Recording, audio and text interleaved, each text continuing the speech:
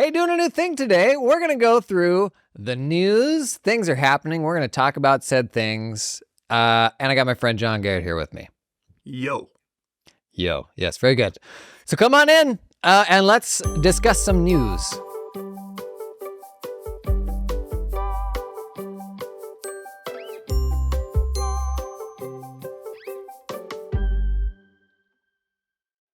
Okay, I'm here with John Garrett. And I figured I've wanted to do like more just kind of like what are the interesting things I saw in the news and some commentary around that. By no means the important things in the news, but the things that I just thought were interesting. So I got my friend John in to join in the fun here. John, you want to do like a rapid fire background on who you are? Sure. I answered a Craigslist ad that Jason said, would you do the news with me? And I said, sure. Yeah. And before that, I was Big Four CPA, and then left that to go to industry, and then left that to do stand-up comedy full-time, wrote 2 Emmy-nominated award shows, did some cool stuff. And now I develop people-centric leaders. That's what I do. And just helping humanize the workplace, and wrote a book called What's Your And? So. And we'll evidently do just about anything on Craigslist for a cheeseburger. So pretty much. So here we are. You said double cheeseburger. You said double. So we can talk about it. Okay. Right. Okay. First thing I got here, there were a bunch of stories about this. One of Donald Trump's accountants was testifying this week. Yeah. Bless his heart.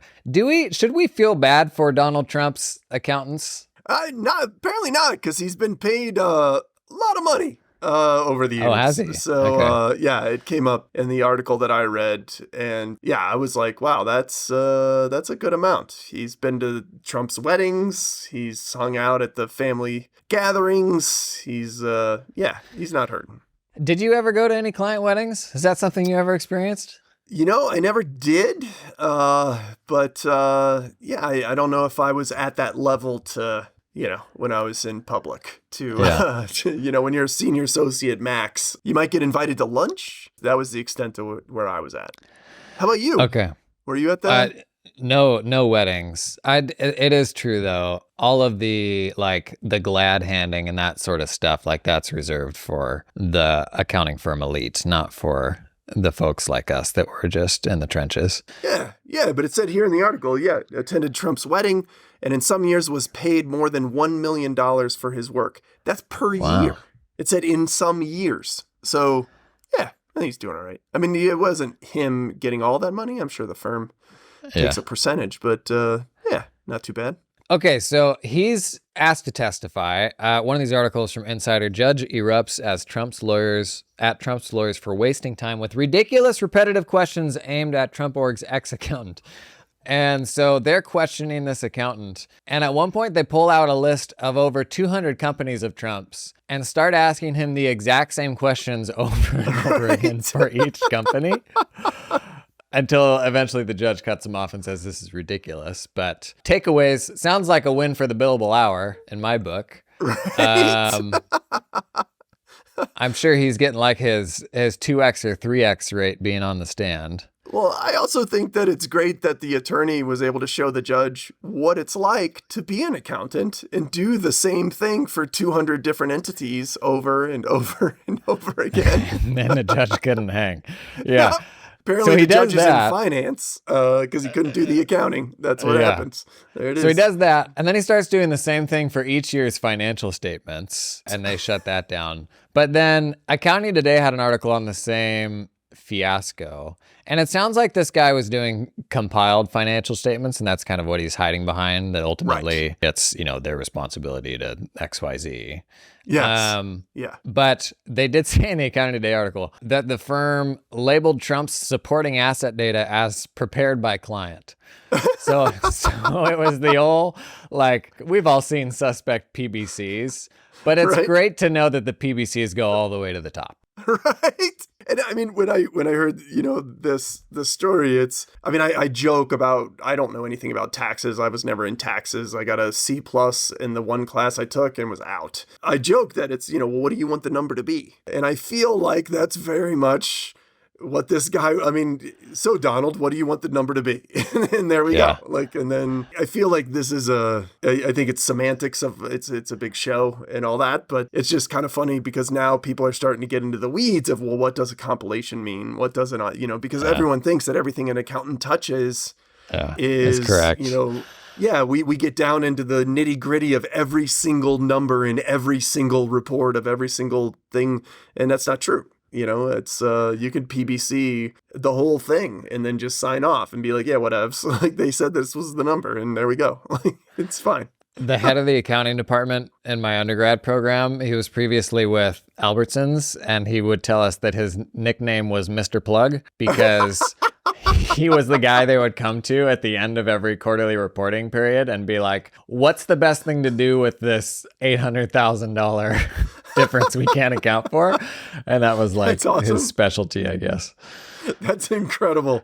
Not the nickname you're going for, but hey, whatever. Like it's all good. It's all good. I think there's a story about Bob Newhart. He used the petty cash back in the day when he did accounting in Chicago. If it was off by less than what he had in his pocket, he would just put it in the box. And then if there was extra, then he would put it in his pocket. And he's like, we're balanced. Let's just go home. Like, let's just go. Like, because if I sit here and try to get every nickel, like we're wasting time. So if I got the cash in my pocket, I'm going to balance it out. And if there's extra left over, I'm just going to take it and put it in my pocket because I'm sure it's a wash at the end. Good for him. So, yeah, because it's like I got other things to go do. So enough talking about Trump. Yeah. We've hit our Trump quota for today. I think so. But I mean, maybe it's good publicity for the firm. I don't know. But yeah, what else news we got? Oh, Accounting Today calls for nominations for the 2023 top 100 people.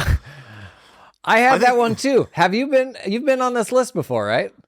I have once, yes. I was once in the others to watch because they don't just put you straight in. Yeah. They always have to watch you, like kind of in a creepy way. So they watch you for a year and then. Did you make it the next year? I did. I made it the next year. Oh, baby, John, I was on the ones to watch last year.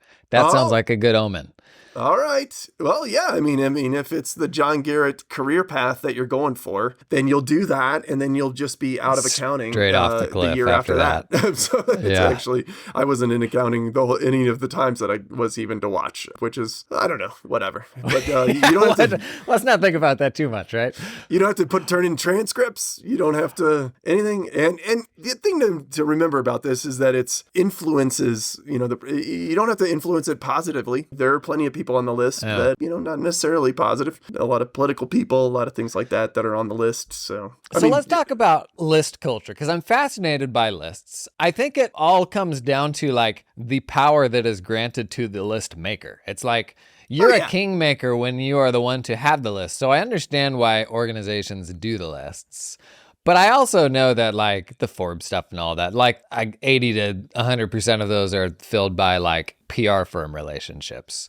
So how much money did you spend to make the list? And who was your person?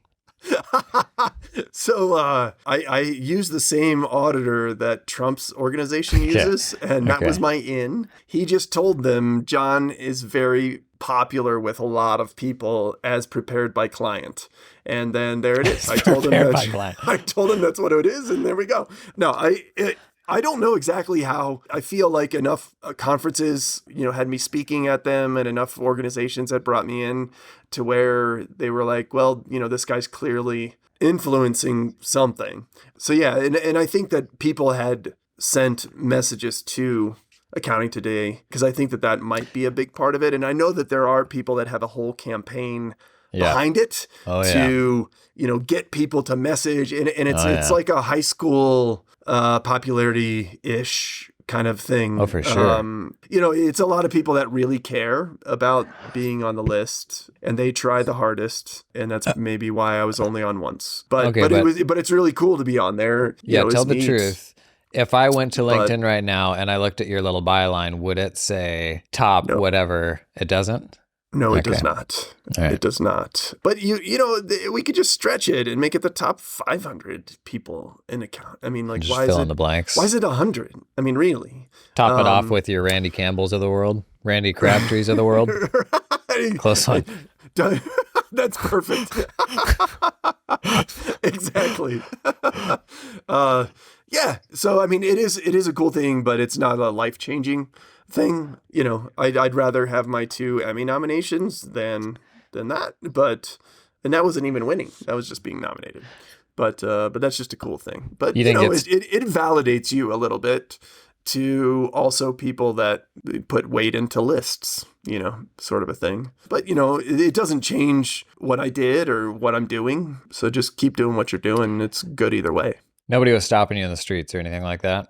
Well, I mean, there was plenty of that and kissing babies and like signatures and all Sure. kinds of like, I mean, it was a lot, but I was used to that. From, you know, none of anything. Actually, even when we were at a conference where Dan Hood was at, the editor for Accounting Today, and I mentioned it, and I think even he was like, "Oh, really?" Like, so. Yeah, because because fact check that. if I remember the first time I met you, you were wearing a shirt that had a big like number 86 on it. And I was like, what is that, John? And he gave me this big long thing. Right? I call it a jersey, but really it's... It was like a Letterman's jacket sort of thing, right? Kind of like you were like, are you a tight end? And I was like, sort of. But Yeah. it was a number 86. It would be hilarious if they actually did rank them and put them out that way.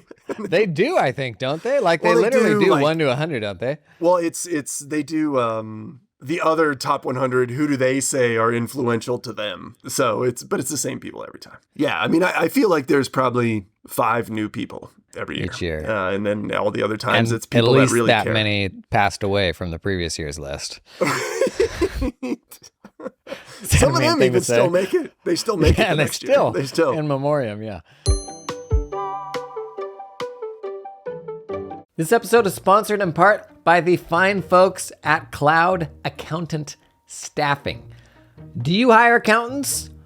Bless your little heart. Not the best part of the job, in my opinion. Not something I ever enjoyed. Well, listen, you can build your accounting dream team with talented offshore accountants in the Philippines that work 100% full-time for your firm. Their accountants aren't freelancing or contracting for multiple firms.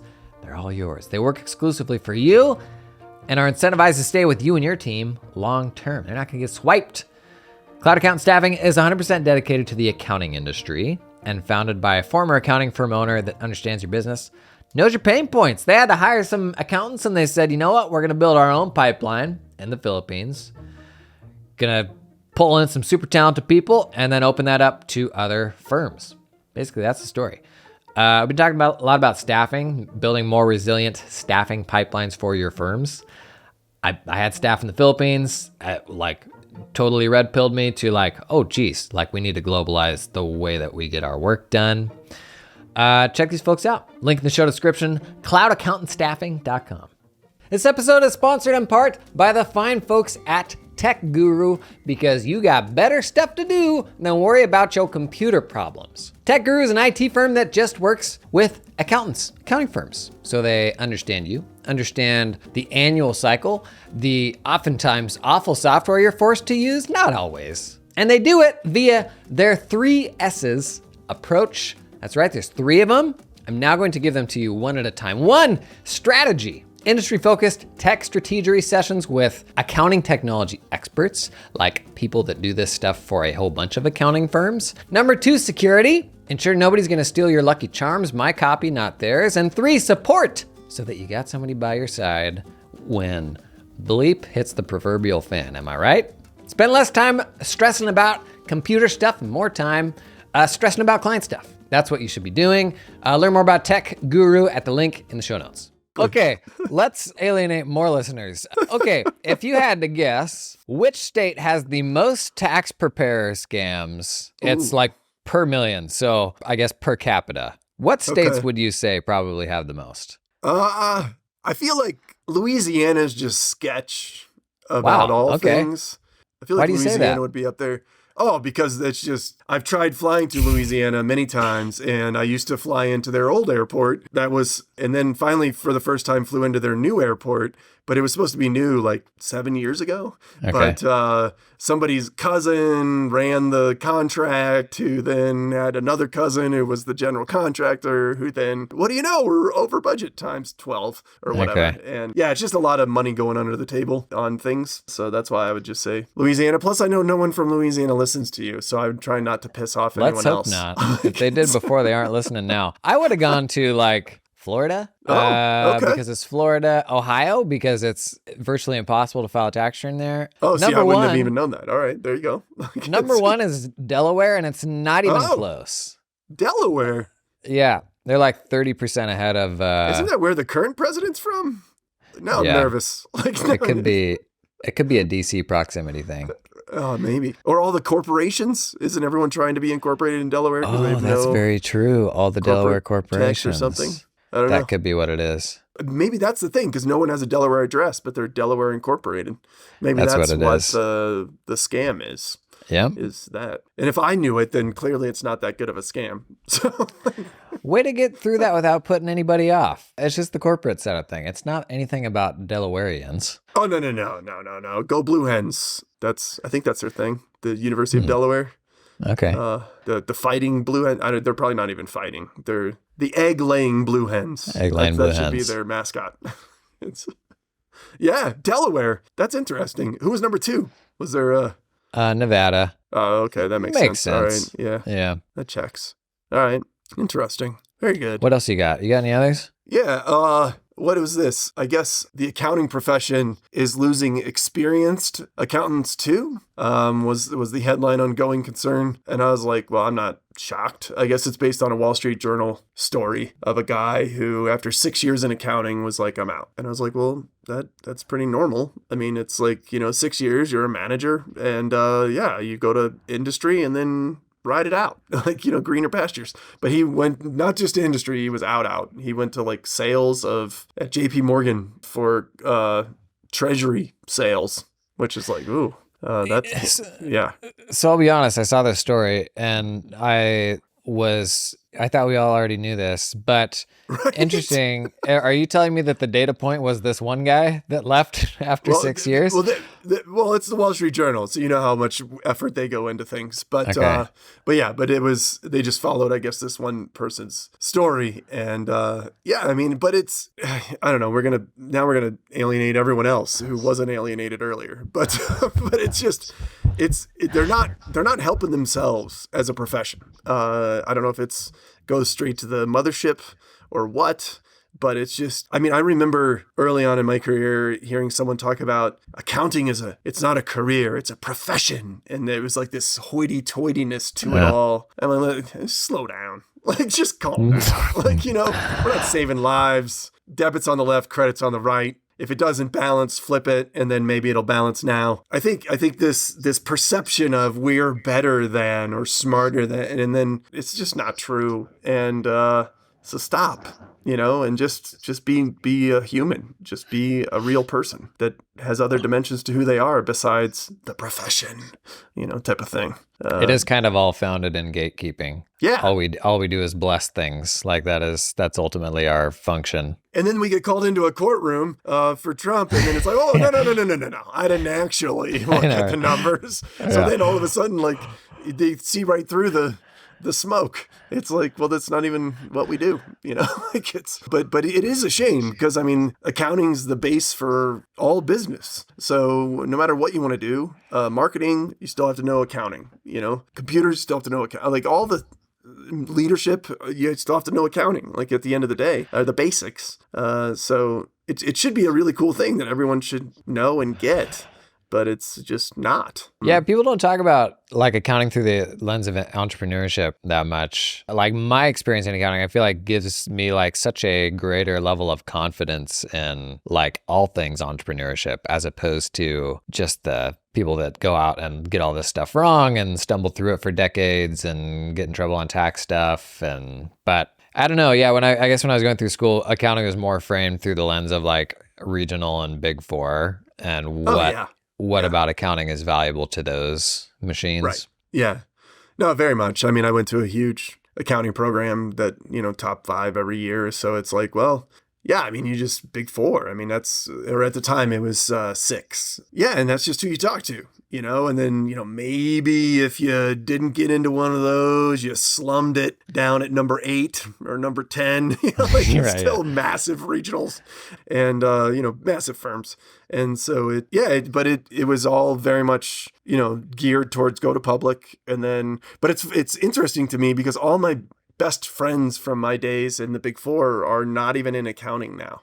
So like, interesting. it's so hard to get into those jobs. And then those are for the people that hate accounting the most. Like the people that love accounting get in the weeds in the bookkeeping and the CFO outsource work and, the smaller firms where they're doing actual accounting. Like, Yeah. and I was Big Four. I never did journal entries. Are No. you joking? Like I don't do that. Where did you go? You went to PWC out of school, was it? I did, yeah, PWC in the St. Louis office, yeah. So did they have like do a 2-week training program in Disney World sort of thing or something like that when you started? Well, we were down in Tampa, and it was at a Saddlebrook Resort, I believe is what it was called. And it was like this golf resort and alligators and all this stuff. And and my roommate, good buddy of mine still, Kyle Daniels, he left to go be a lifeguard. He was in LA. He was in the junior lifeguard program. He became a lifeguard, like through the fire department. Like he's like beach lifeguard and super cool guy, really great. And then there's me. And then there's Jeff Rundell. Then I got so many where it's like not even in accounting anymore. Like it's just weird like that. And I loved my time there and the people that I met there. But yeah, but it was that there was, we did a lot of trainings. There was one in Pasadena. There was, one in Dallas that I remember. So yeah, but they gather everybody together, for sure. But we weren't too over the top wined and dined. I would say, but it's probably more than the regular. I was just like, I feel like all things when you're in school at any age, there was like a 6-week period where we found out that, I don't even remember who it was, one of the firms did like a 10-day training thing for all new hires in Disney World. And like all of my friends, like a third of the accounting program was like, we are all now hell-bent on going to work for this firm. Just because of Disney. That reason. Just for that. Like, can you imagine this being your entry into professional life? Like that was just so mind-blowing. And those people, I'm sure, went on to count potatoes for the next 2 years in a warehouse somewhere. But pretty much.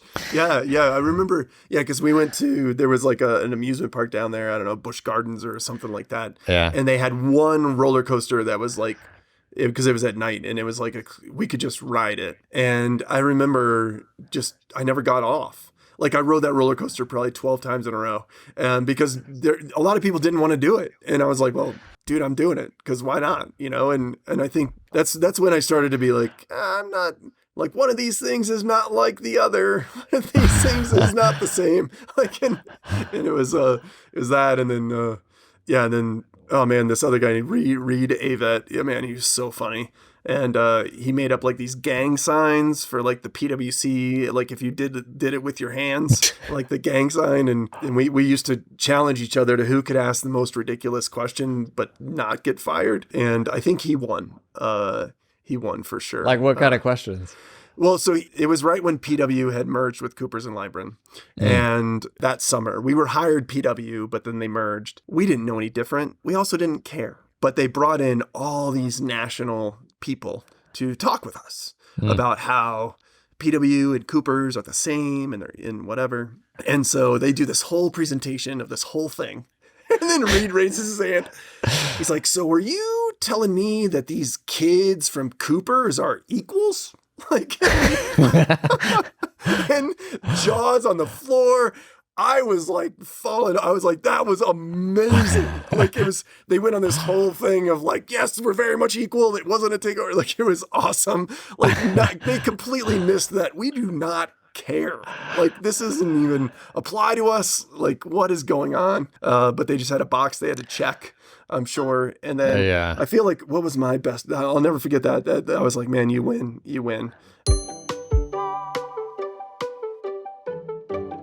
Hey, this episode is sponsored in part by Canopy, the practice management system. Canopy unlocks the firm that you always wanted. Think about it. Think about it. Close your eyes. Lean back in that chair. What is the firm that you always wanted? Oh, wait. Canopy unlocks it. And they do this by unclunking accounting firms with an end-to-end solution that makes your tech stack feel a little less stacky. Putting our customers first with world-class user experience, support, education, and innovation rooted in customer feedback, working well anywhere and for any size or type of firm, wherever you are now and wherever you're going. Multiplying your efforts so your practice requires less proverbial midnight oil. You know, sidebar, if you go to the conferences, Canopy's got they always do some really good little sort of, the stuff that they use to trick you into coming to the booth. Well, this year they've had Legos out there. Maybe you double down on the midnight oil thing, Maybe give away a little actual midnight oil. I guess it would need to burn too, but that one's free. I think it's a good idea. Delighting your clients with a modern, easy-to-use portal that helps you get the info you need when you need it. That is Canopy. Check out the link in the show notes to learn more. Gang, this episode sponsored in part by Team Up, who helps you recruit top Filipino accountants without zero ongoing monthly fees. They can source accountants with experience working at US or Australian firms, people who are familiar with stuff like Xero, QBO, Dex. They can find them for you. They can also recruit specialist roles like a team lead, people with leadership experience, even US tax specialists. Wowee. The most talented and ambitious accountants in the Philippines want to work with you directly, not through an outsourcing company, for two main reasons. One, they don't want to give a big chunk of their salary to a middleman, oftentimes upwards of 50%, and they want to build a long-lasting relationship with their employer. Oh. These are the people Team Up can recruit for you for a flat, one-time fee, and then connect you with an affordable employer of record as well if you need help with payroll and compliance. Learn more at their site, hireteamup.com, and get on their newsletter for quick tips on managing overseas teams. Stuff like cultural miscommunications, best practices, everything you need to know to get started hiring offshore. You already know I'm down with offshore hiring. Learn more at hireteamup.com. Oh, I asked. They were talking about how through your career, you have the career coach and HR and all this. And so they were like, so does anybody have any questions? And they had mentioned counseling out, which is pretty much look, it's not a fit. We're going to help you find somewhere outside.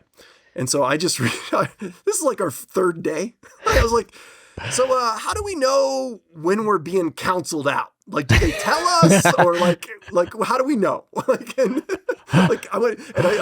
needed the details. I need to know how I know this is happening. As if it was already started for me. So I thought that was pretty solid. But Reed's was so much better because it was national partners that they flew in specifically for this. And but I don't know. Did you have any cool experiences? No, I cannot even get my head around big firm universe. I did an internship with a small firm. At the same time, my buddies were doing internships at big firms. And I was like, this just sounds like the least interesting thing. I don't like the corporate machine, and not feeling like I can change things and have influence and all that. And that just sounded so soul sucking to me. Yeah.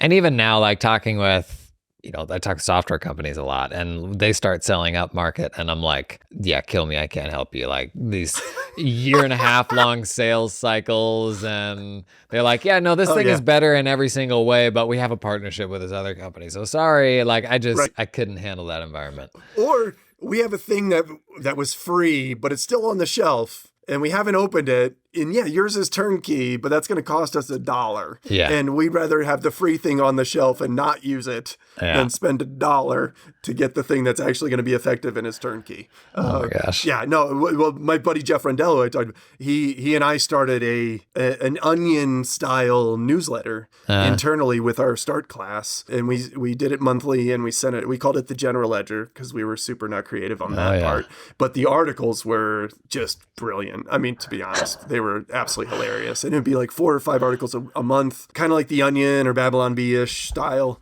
But about the firm, about our start class. I remember PWC at the time, their slogan was "Together we can change the world." And we had this whole thing of where that actually upon looking at it, there's still famine and war. And so maybe we're going to change it to "Together we can make a little bit of a difference." Yeah. And then we Does this still exist anywhere? Like, is this in like an old I MailChimp have. account somewhere that you can get into? Well, we didn't even MailChimp it. We sent it on PWC.com email. Oh, And boy. then people would print it. And this is when email was kind of Naturally. new. People would print it, and then it would get stuck in the middle of someone's massive print jobs. So then somebody just goes and grabs the stack, and they're going through, and then all of a sudden they're like, wait, what is this? And so then wildfire, everyone knew about the general ledger. And then if we didn't have it out in that first week, people that I didn't even know knew about it were like, hey, where's the general ledger this month? And I'm like, how do you know about this? That's the best of big company culture, like the gorilla leave it in the bathroom sort of thing. Like I never got that. But it was good. I mean, because we mocked all of it, like to their faces using their own email. And it was great. Like, people loved it. Like, people remembered me. I mean, I had the guy that remembered me 12 years later when I was speaking at a conference. He's like, oh, I know John Garrett. That's the guy who did Comedy at Night. And he was in tax. And I never met him. I never went to the tax floor, anything. And so, yeah. So it was, that's the thing, is when you're at the bigger organizations, I feel like there's more to mock, I guess. Although maybe at the small ones, now that I think about it, everyone's doing it. So like it's, kind of like The Office, where it's like we're all in on it. Like, it's very firm. It's very firm dependent. Yeah, that's true. That is true. But anyway, so I saw that story, and it's I don't know, whatever. I guess people are leaving because they don't have people like you, Jason, as role models, and that's. I don't. I mean, I got out too, so I don't know that I'm the best role model. Okay, I got one more here that was a winner because we are supposed to be talking about the news. Title of the article: Taxpayer Interest Overstated in Free Tax Filing Products. So the IRS supposedly has been working on like their own free tax filing platform, right? Right. Which no doubt will absolutely slap. I'm sure it will be great. And the point of this article was that in the survey where they determined how interested people were, they used a 4-option scale instead of the 5-option scale. And the 4-option scale is not as good, I guess, because they call it forced choice. Well, you can't pick down the middle. Right. So, yeah. But this quote just tickled me to no end. They said, the survey prompt may have led taxpayers to believe that the tool would have more options than it would immediately have available, such as the ability to file state tax returns. What ultimately is the value of a tax filing product if it doesn't file your tax return? Right? It's I thought they were just going to use like a different question, kind of like Tosh.0, where it's like, do you like chocolate cake? And then it's like, look how popular this answer is. And then they pull out and then behind the fake question was the real question of, do you love the IRS software? It's almost that, because who would actually be excited about, do you want to use this thing and then go figure out your own way to do your state tax return? Everybody would say no. No, everyone would say no. Absolutely. That's crazy. It sounds like they're half done with it. And they were like, hey, why don't we roll this thing out? it's like, no, that you prototype, like test it. Like, what are you doing?